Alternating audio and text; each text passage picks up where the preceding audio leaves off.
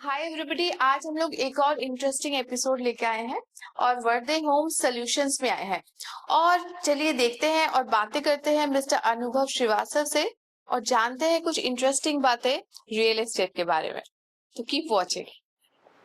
Hi everybody, आज हम लोग मिलेंगे मिस्टर अनुभव श्रीवास्तव से। बहुत वेल नोन रियल एस्टेट के बारे में he has all the information, मतलब he is a legend in his line. And Varde home solutions के फाउंडर मेंबर भी है सर। तो sir welcome to our show in FCR group. So much Millie Ghosh. Thank you sir. तो Even I have seen you a lot of podcast and your you can say ability to asking numerous questions. हाँ sir. So yes, I want to introduce myself. My Sure, name is sir. Anubhav Shrivastava, and I am a tier 2 city guy actually. Right. Came from a small town, Kanpur. Okay. And in 2009, I started my journey in, you can say, in real estate. And yes, जिसे आप कह सकते हो ना कि जिसने real estate के सातों सावन देख लिए. अच्छा। So I have seen all the up and downs, तेजी मंदी, सब कुछ देख लिया। सब कुछ देख लिया रियल एस्टेट में. And yes, I faced a lot of challenges also. And second thing, I want to tell you very unique, perspective in real estate. आजकल जिसे कहते हैं ना कि एक जादू की छड़ी, कि भाई आज हमने पैसा इन्वेस्ट किया और हमें उसका मुनाफा मिल जाए. हाँ, एकदम डबल हो जाए और ट्रिपल हो जाए. Confused है सर लोग। लेकिन ये है, ऐसा समटाइम्स हुआ भी है. तो मैंने बेसिकली ये चीज रियलाइज करी है although my 15 to 17 years career of real estate, कि लोगों ने एक्चुअली फॉर्च्यून क्रिएट किया है. ओके। यस, इवन मैंने टेबल के दोनों साइड काम किया है. अगर आप बात करो with the developer, right sir, with the real estate broker. Although I have started my career with real estate broker firm only. Okay. In 2009, I have completed my MBA from Asia Pacific Delhi. And immediate,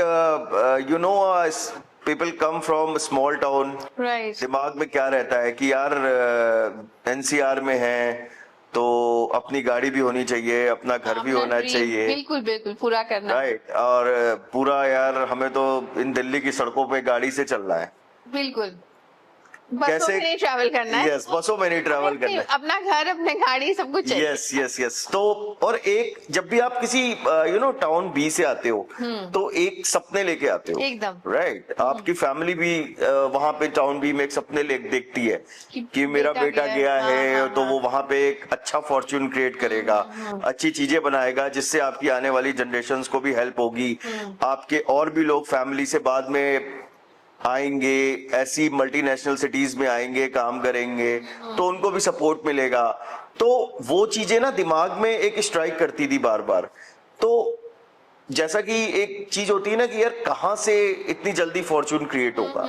बिल्कुल. Right. और there is a lot of sectors. आप finance में चले जाओ, आप marketing में चले जाओ, आप जिसे कहते हैं मार्केटिंग, अकाउंट्स में चले जाओ, आप आर्किटेक्ट बन जाओ, आप कुछ भी बन जाओ, एडमिन का काम देखो. तो ट्रस्ट मी, आप इतनी जल्दी फॉर्च्यून नहीं क्रिएट कर सकते जितनी जल्दी आप रियल एस्टेट में कर सकते हैं. सभी बोलते हैं सर. यस. क्या ये सच है? बिल्कुल सच है, ये बिल्कुल सच है और ये मेरी आजमाई हुई चीज है. एंड सेकेंड चीज जो मैं आपको बताता हूं कि रियल एस्टेट के अंदर ना एक जिसे when I pass out in 2009, तो उस समय there was a you can say a overall world में recession चल रहा था. That was a bad luck for me and my 600-700 colleagues with pass out on same time. So उस समय जो कंपनीज हमारे कैंपस में आ रही थी वो सारी की सारी, आप जिसे कहते हैं ना कि 8,000 की नौकरी ले लो, 10,000 की ले लो, 12,000 की ले लो. Recession. That was a bad time on that time. उस समय एक अदानी का IPO आया था, I have remembered, and I have also invested on that time with a small money. And Yes, I've created a fortune from that small money also. अच्छा. So that encourages me, and what I have seen on that time, कि yes, people are creating fortune. The only sector is real estate. ये तो fact है sir, ये आजमाई हुई चीज है, और वर्ल्ड में जितने भी अमीर लोग हैं सब रियल एस्टेट से ही दे हैव बिकम रिच.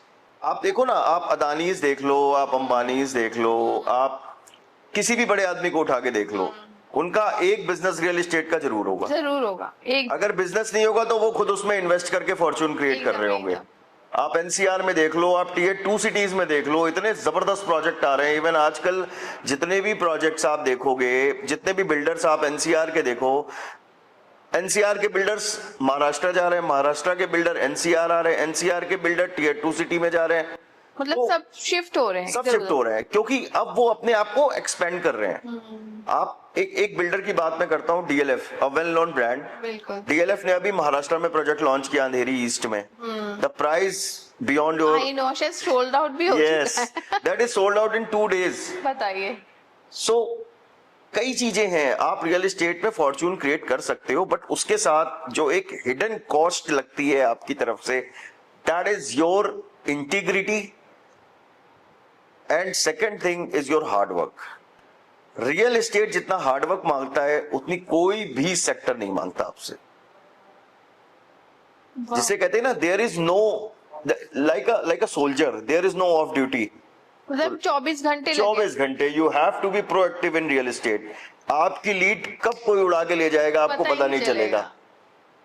मतलब कॉन्शियस रहना पड़ेगा, हार्ड वर्किंग, Yes. है ना, जो आपकी टीम है वो बिल्कुल सॉलिड होनी चाहिए. बिल्कुल. आप आज के टाइम पे, या मतलब I am talking about 2009-10, they started from there only. When I have started my career in real estate, मैं तब से देख रहा हूं कि आपको एक सोल्जर की तरीके एक्ट करना है.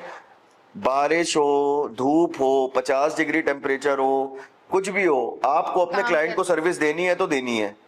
और क्लाइंट आपको कभी भी कॉल कर सकता है. आज मुझे विजिट करा दो, आज डील क्लोज करनी है, आज नवरात्रि है, आज ये है, आज वो है. तो आपको डिसअपॉइंटमेंट भी मिलेगी. आपको जितना ज्यादा हार्ड वर्क करोगे, आप you will get the success in real estate. और एक और चीज मुझे लगता है कि ऐसे नहीं कि आप बेच के हट गए, उसके बाद भी आपको सर्विस देना पड़ता है. देखिए, इसके लिए मैं आपको एक चीज बताता हूं कि रियल एस्टेट का मेन फंडा क्या है. रियल एस्टेट का फंडा मैंने आपको बोला है ना, इंटीग्रिटी एंड हार्ड वर्क. ये दोनों चीजें लगती हैं आपको एक अपने लिए पर्सनल इन्वेस्टर क्रिएट करना.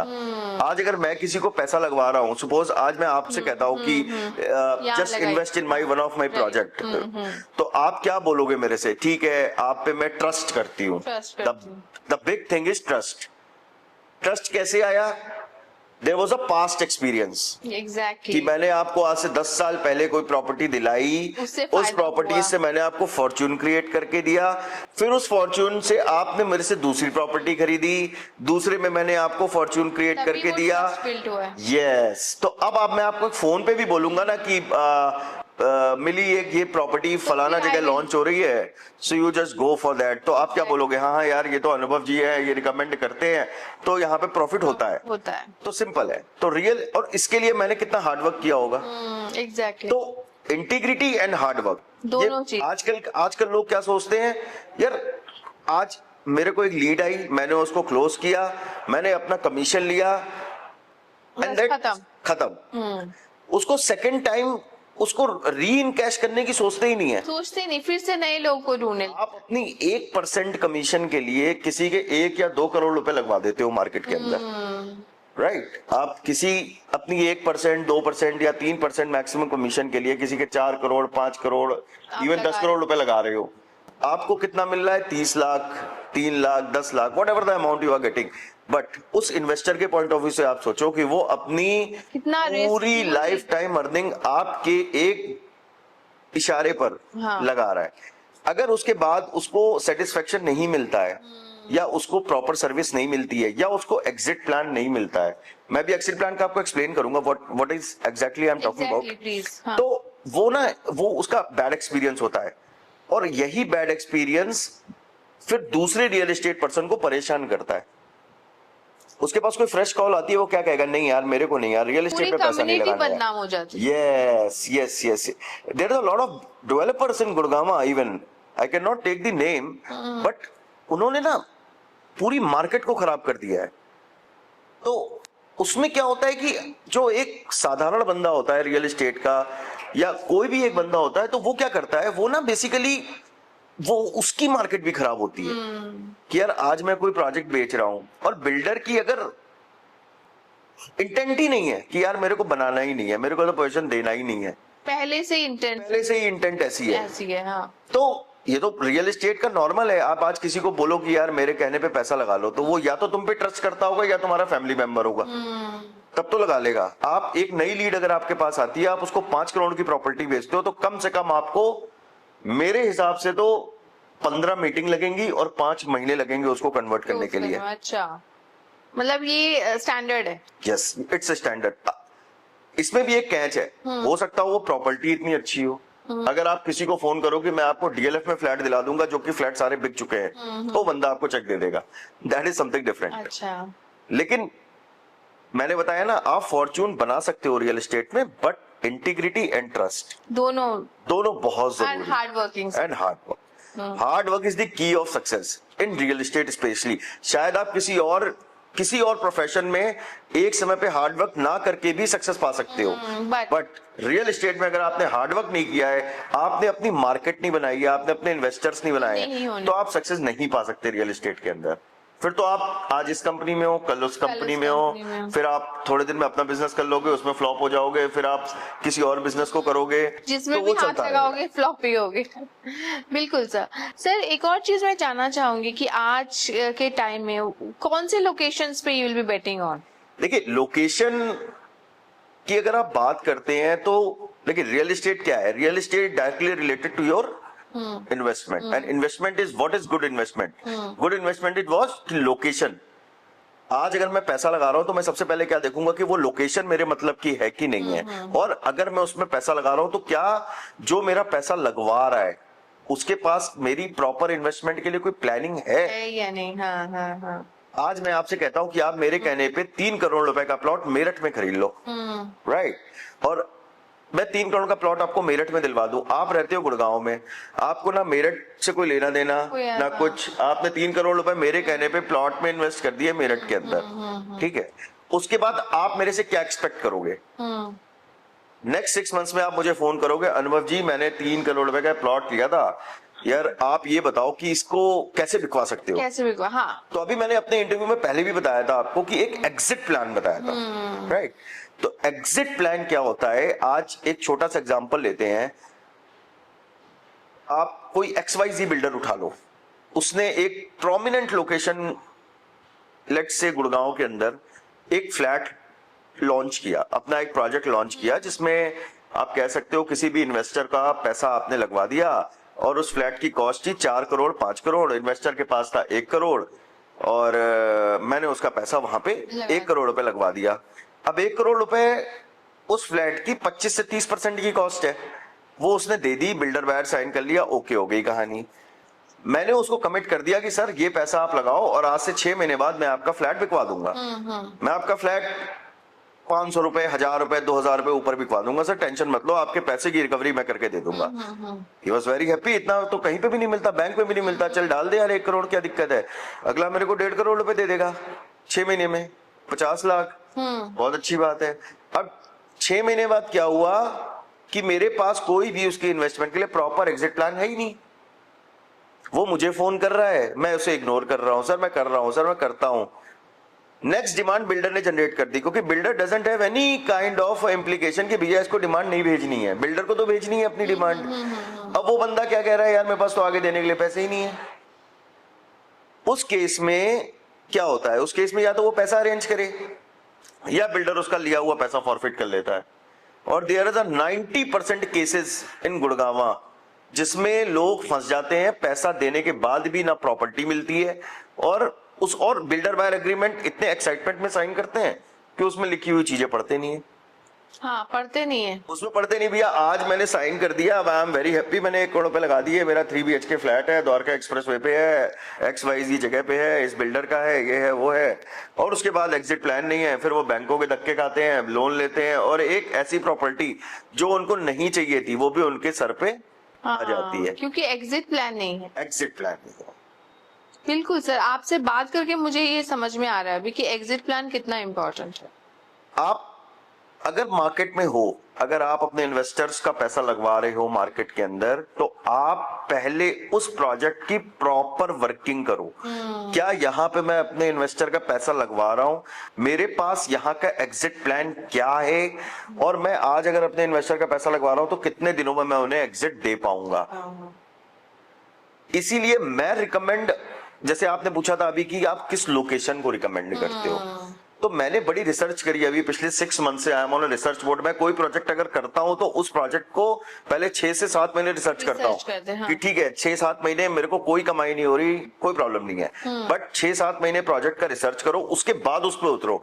अगर वो प्रोजेक्ट मेरे को, मेरी डिग्निटी कहती है कि नहीं इस प्रोजेक्ट को यार करना चाहिए, मेरे को खुद सेटिस्फेक्शन है, मेरे को खुद बाइंग है, तो मैं अपने इन्वेस्टर को बताता हूं।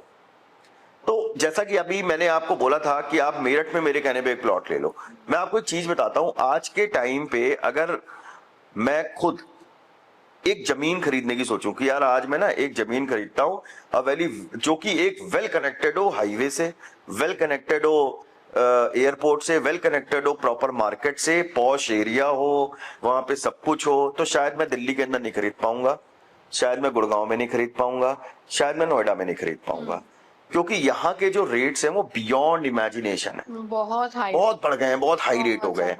आप आज के टाइम पे देखो दिल्ली NCR के अंदर 70% of population, that is my personal research, 70% of population are from out of Delhi NCR, जो कि यहाँ पे जॉब कर रही है।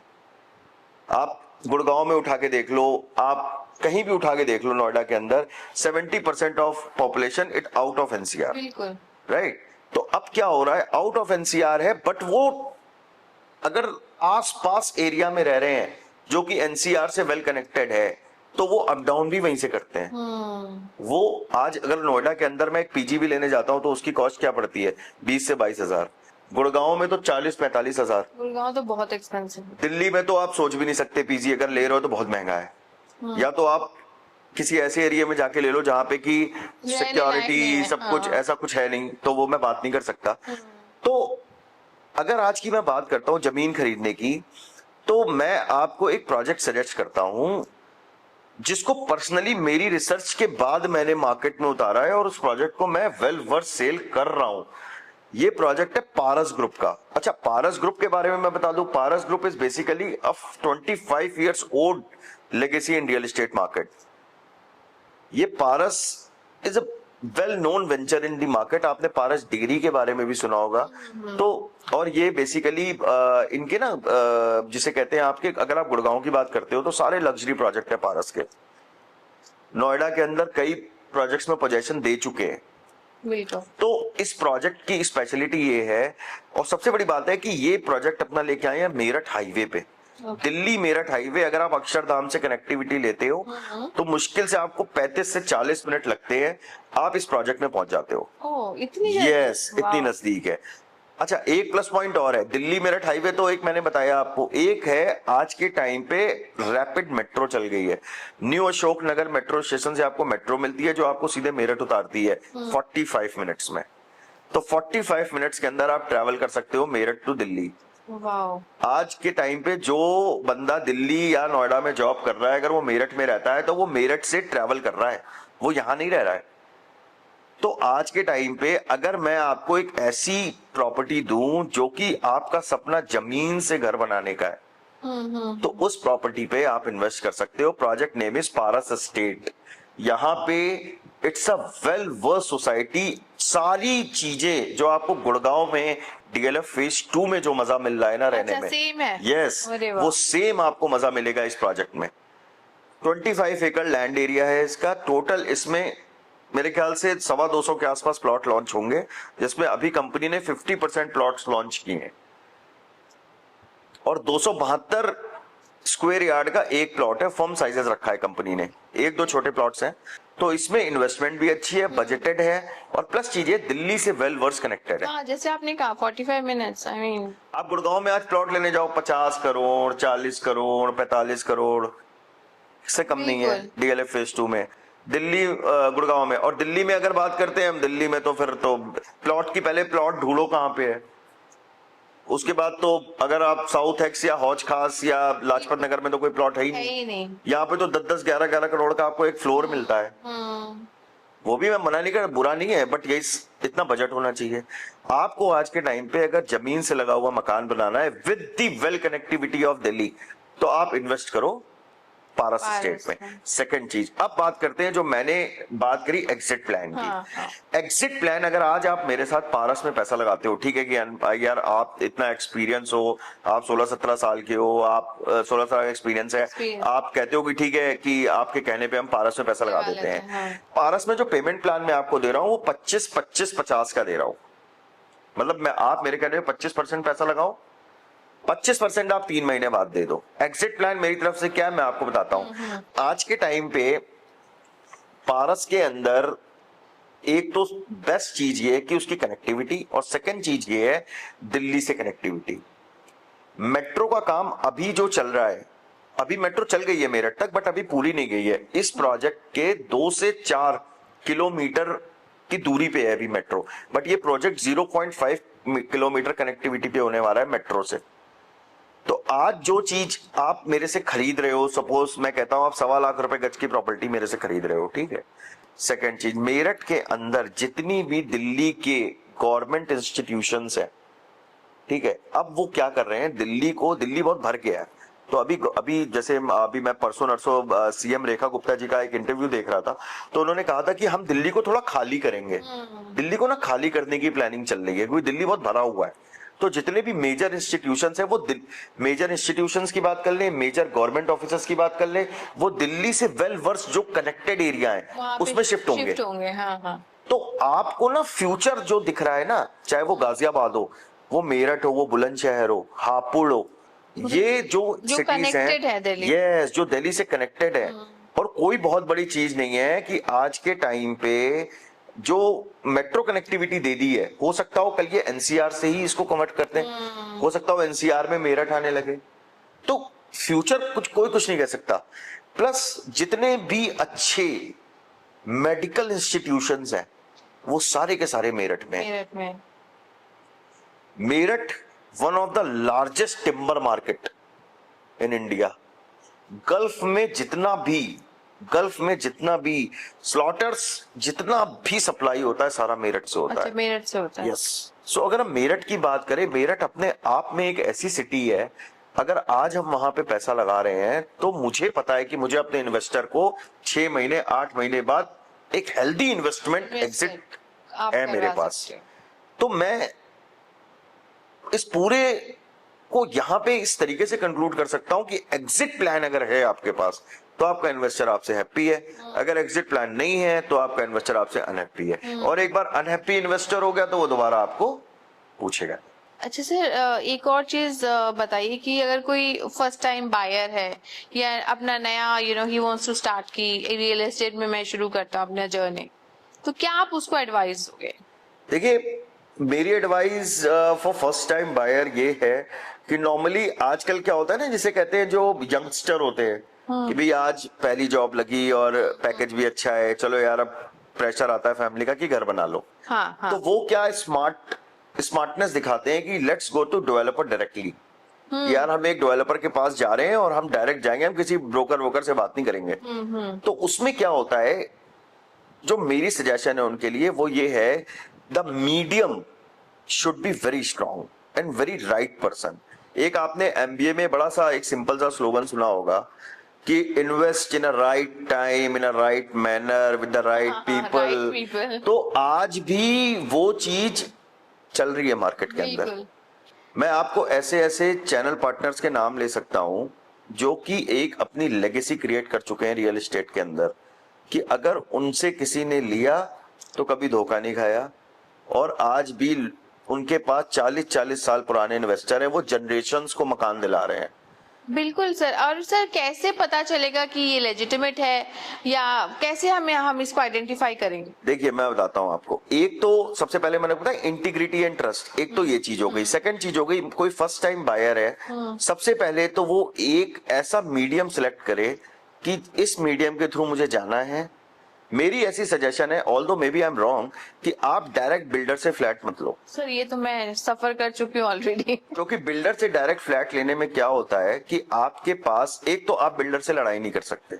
हाँ, दे टू बिग। यस, और BBA का मतलब होता है बिल्डर बिल्डर एग्रीमेंट। वो बिल्डर बायर एग्रीमेंट नहीं होता है, वो बिल्डर बिल्डर एग्रीमेंट होता है। Although I am also real estate seller guy, फिर भी मैं एक बात बायर्स की तरफ से बोल रहा हूँ। उसमें क्या होता है, लोग ना बेसिकली बिल्डर के पास डायरेक्ट जाके सोचते हैं I have taken a very smart decision, मैंने ये प्रॉपर्टी बुक कर ली, मैंने 3% बचा लिए। आपने 3% या 2% बचा लिए, बट आगे आने वाले टाइम पे आपने अपने 25 से 30% का नुकसान कर दिया।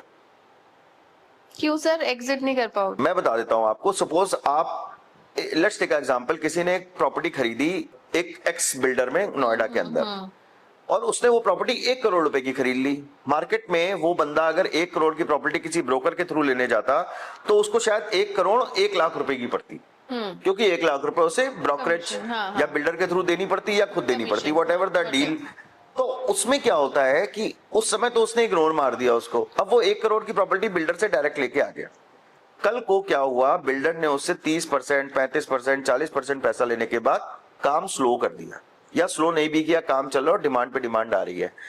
अब मैं बात कर रहा हूं फर्स्ट टाइम बायर की। फर्स्ट टाइम बायर को सबसे पहले तो ये देखना चाहिए कि मेरा मीडियम क्या है। अगर उसने डायरेक्ट प्रॉपर्टी ली है और 30-40% के बाद वो मार्केट में उस प्रॉपर्टी को बेचने जा रहा है, पहले तो उसने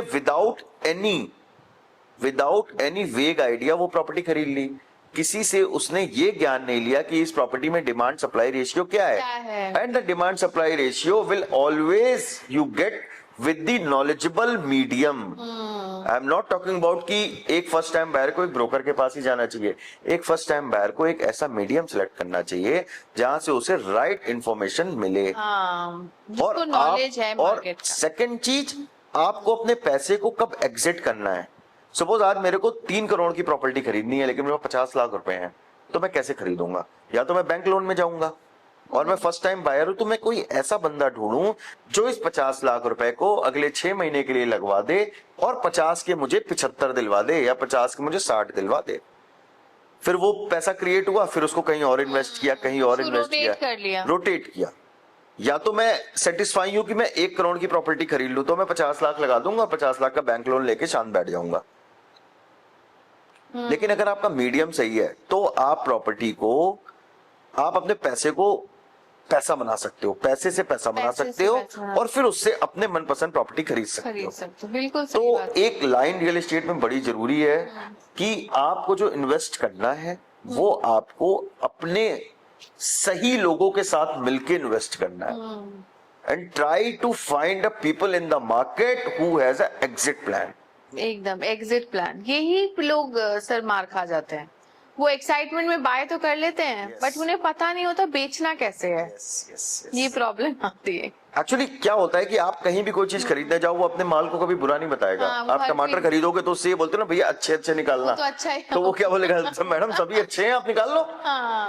कोई अपनी चीज को खराब नहीं बताता। मैं भी नहीं बताऊंगा अपनी चीज को खराब, बट मैं आपको ये जरूर कह रहा हूँ कि भैया वो चीज खरीदो जिसका या तो एंड यूजर हो, तो मुझे कोई आपत्ति नहीं है। एंड यूजर में आप 10 करोड़ रुपए लगा दो, कोई दिक्कत नहीं, आपको रहना ही हो। लेकिन जो भाई साहब 10 करोड़ की प्रॉपर्टी खरीदेगा वो एंड यूजर नहीं होता है, वो फर्स्ट टाइम बायर नहीं होता है, वो इन्वेस्टर होता है।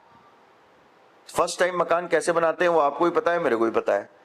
एक एक पैसा कैसे आदमी जोड़ता है, क्या चीज करता है। बाद में तो आदमी फिर सेकंड मकान बना रहा, तीसरा, चौथा, पांचवा, छठा। आप पहली कार खरीदते हो, कितना जोड़ के हम कैसे जोड़ के एक छोटी कार खरीदते हो। अब जो एसयूवी खरीदने जा रहा है या जो मर्सिडीज खरीदने जा रहा है, वो फर्स्ट टाइम कार बायर नहीं है, उसके पास ऑलरेडी 1-2 कारें होंगी, और वो कार वो खुद भी नहीं चलाएगा, उसका ड्राइवर चलाएगा। बिल्कुल राइट एकदम। तो वो शोरूम वाले भी जानते हैं साइकी कि यार ये बंदा मेरे से 30 लाख की कार की बात करने आ रहा, 1 करोड़ की कार की बात करने आ रहा, he is not a first time car buyer. और जो 5 लाख की क्विड खरीदने जा रहा है, या मारुति 800 खरीदने जा रहा है, या वैगन आर खरीदने जा रहा है, उससे उस तरीके की बातें होती हैं। जो मारुति 800 या वैगन आर खरीदने जाएगा, वो क्या बात करेगा आपसे? वो बात करेगा भैया अगर ये भिड़ गई तो क्या होगा, भैया स्क्रैच लग गया तो हट जाएगा क्या? और जो आपसे 1 करोड़ की कार खरीदेगा वो क्या बात करेगा? वो लग्जरी, कंफर्ट, इसकी बातें करेगा। यार सीट कैसी है, ये इसमें लग्जरी आ रहा नहीं आ रहा, यार इसमें कोई कंफर्ट आ रहा नहीं आ रहा। तो ये डिफरेंस होता है फर्स्ट टाइम बायर। माइंडसेट अलग होता है, नहीं सर? अलग होता है, माइंडसेट अलग होता है। अब आप और मैं बैठे हैं, हम एक इंटरव्यू कर रहे हैं, अब मैं शायद फर्स्ट टाइम इंटरव्यू दे रहा हूँ या फर्स्ट टाइम कुछ कर रहा हूँ, तो मेरे क्वेश्चंस अलग होंगे, शायद मैं यहाँ बोलने में थोड़ा सा नहीं सर, आप बिल्कुल परफेक्ट हो। एक बात बता रहा हूँ, लेकिन जो रेगुलर होगा, हाँ, जो सीजन्ड है, जो Yes. डेली करता है, उसका Yes. स्टाइल ही अलग हो। Yes. एक और चीज, बेटर इन्वेस्टमेंट क्या है, रेसिडेंशियल या कमर्शियल? मेरे लिए बेटर इन्वेस्टमेंट अगर बतानी है तो मैं एक चीज बताऊंगा, जिसमें प्रॉफिट होता है ना, वो बेटर इन्वेस्टमेंट होती है। बट आज के टाइम पे if you talking about the scenario of real estate, specially real estate की बात करते हैं, रेसिडेंशियल और कमर्शियल दोनों अलग अलग चीजें हैं। कमर्शियल में if you want your investment as a regular investment, कि भैया आज पैसा लगाया, अब तो बस यही है, और अपना पैसा कब निकले, फिर इससे इनकम हो और इनकम की इनकम हो, देन गो फॉर कमर्शियल। उससे अच्छी कोई इन्वेस्टमेंट नहीं है। अगर आप ROI भी निकालते हो किसी Tier 2, 3, 4, 5, 7 सिटी का, तो भी आपका ROI ऑलवेज 9.5% ज्यादा आएगा रेसिडेंशियल से, कमर्शियल में। हाँ, यस। अगर रेसिडेंशियल में जाते हो आप, residential is the investment for a journey. भैया आज पैसा कमाया, फिर पैसा जोड़ा, फिर कमाया, फिर जोड़ा, फिर एक मकान खरीद लिया। अब एक मकान खरीद लिया, अब वो कब बेचना है, कब दूसरी करनी है, रेंटिंग इनकम आएगी नहीं आएगी, रेंट पे चढ़ेगा नहीं चढ़ेगा, इट्स समथिंग डिफरेंट। कोई श्योरिटी नहीं है रेसिडेंशियल इन्वेस्टमेंट की। पहली बात तो बिल्डर बनाएगा कि नहीं बनाएगा। कमर्शियल इन्वेस्टमेंट क्या होती है, कमर्शियल प्रोजेक्ट बनने में भी कम टाइम लगता है और रिटर्न भी हाई होते हैं। और आज के टाइम पे बट सर एग्जिट इजी होता है कमर्शियल। देखिए कमर्शियल में भी एग्जिट होता है, बट कमर्शियल में एग्जिट कहाँ होता है, जहां पे आपको पहले इन्वेस्टमेंट करने से पहले डिमांड एंड सप्लाई का गैप समझना पड़ेगा, राइट। अगर आप कहीं कमर्शियल प्रॉपर्टी में इन्वेस्ट कर रहे हो तो आपको पहले जानना पड़ेगा कि अगर इसमें 270 स्क्वायर फीट की 10 दुकानें हैं तो क्या ऐसा तो नहीं कि बिल्डर एक नया टावर ला के 10 दुकानें और खोल देगा। कल को मैंने इसमें इन्वेस्ट किया, कल को 10 दुकानें और आ गई, मेरी इन्वेस्टमेंट तो बेकार हो गई। तब तो एग्जिट मुश्किल हो जाएगा। तो आपको demand supply gap and invest in a right time with the right place with the right people. Right people is the most important thing in real estate. Exit plan and right people. एकदम सही। और sir last में आप viewers को क्या सलाह देना चाहोगे? देखिए, as far as my journey is concerned, I started my career in 2009 in real estate. और जैसा कि मैंने स्टार्टिंग में भी बताया कि मैंने रियल एस्टेट के सातों सावन देखे हैं, अप डाउन सब चीज देख ली, चैलेंजेस फेस किए। एंड एक चीज मैं आपको बताना चाहता हूँ, रियल एस्टेट के अंदर ना कोई जादू की छड़ी नहीं है, पैसा बहुत है, आपकी सोच से भी ज्यादा है। आज आप जितना पैसा कमाना चाहते हो आप उतना पैसा कमा सकते हो रियल एस्टेट के अंदर, बट आपको मेहनत भी उतनी करनी पड़ेगी। एक सोल्जर की लाइफ और एक रियल एस्टेट सेल्स पर्सन की लाइफ सेम होती है, बिल्कुल सेम। तो मैं अपने व्यूअर्स को बताना चाहता हूं कि आज के टाइम पे देयर इज नो कुंजी for making money, but yes the right place is real estate only. और इसीलिए मैं आई एम अनुभव Srivastava, founder member of Varde home solution.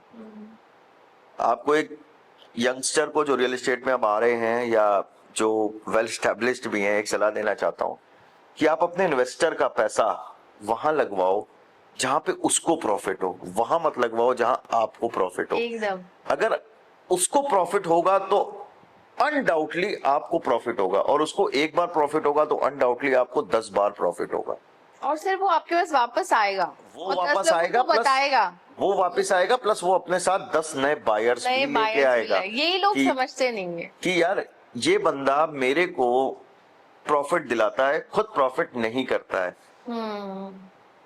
This is और मेरे पास ऐसे ऐसे मेरे इन्वेस्टर्स हैं जो आज के टाइम पे मेरे एक फोन पे पैसा लगाते हैं जस्ट बिकॉज ऑफ, क्योंकि मैंने उनसे 10 बार कभी कुछ भी नहीं कमाया।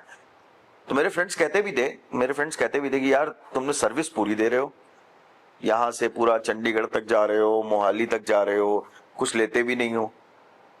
बट सर तो आपने वो ट्रस्ट बिल्ड किया ना उससे। ट्रस्ट भी बिल्ड किया, प्लस आफ्टर ऑल अगर आप किसी को अच्छी सर्विस दोगे, आप उसके साथ कभी चीट नहीं करोगे, आप इंटीग्रिटी से काम करोगे, तो विल एकदम समझिए sir, sky is the limit, कोई प्रॉब्लम नहीं है, आप मतलब काम करो। ऑनेस्टी, इंटीग्रिटी और जैसे आपने कहा हार्ड वर्क, ये बहुत इम्पोर्टेंट है। और रियल एस्टेट में कोई भी आना चाहे तो उसको मतलब ये सारी चीजें एकदम कोर है।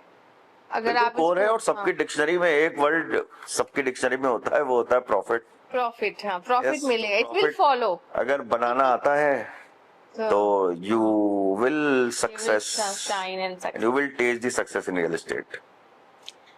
थैंक यू सर, आपने हमें इतना मतलब इम्पोर्टेंट इन्फॉर्मेशन दिया व्यूअर्स को, क्या मुझे भी बहुत मतलब I also learn a lot from you.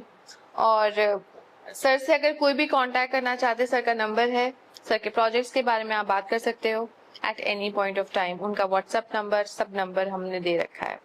Thank you sir. Thank you so much.